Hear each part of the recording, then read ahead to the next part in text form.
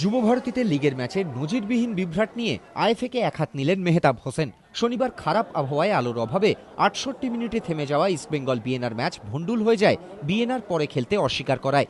কিন্তু পর্যাপ্ত আলো সত্ত্বেও কেন খেলা পরিত্যক্ত ঘোষণা করলেন রেফারি ম্যাচ কমিশনার?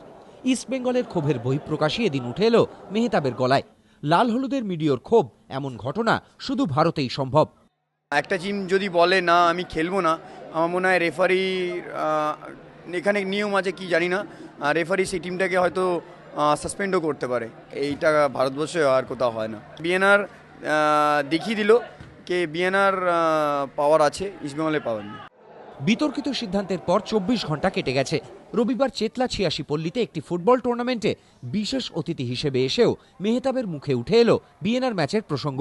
পেনের গোলে এগিয়ে থাকা ইস্টবেঙ্গলকে ৩ পয়েন্ট না দিয়ে কেন ফের রিপ্লের কথা ভাবা হচ্ছে তা নিয়ে মর্গানের মতোই ক্ষুব্ধ মেহতাব।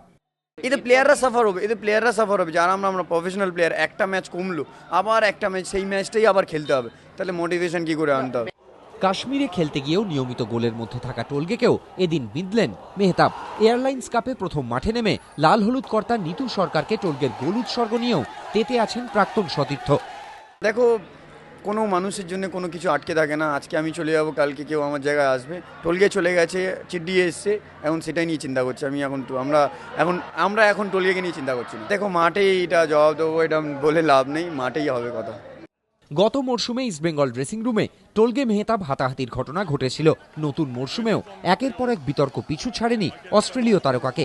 দিন কয়েক পরে ফেড কাপ সেমিফাইনালেই মরশুমে প্রথমবার দেখা হতে পারে ইস্টবেঙ্গল মোহনবাগানের। মাঠেই টোলগের টক্কর নেওয়ার জন্য আপাতত তেতে আছেন মেহতাব ও পাড়া চিডিরা। প্রদীপ্ত গোস্বামী, এবিপি আনন্দ, কলকাতা।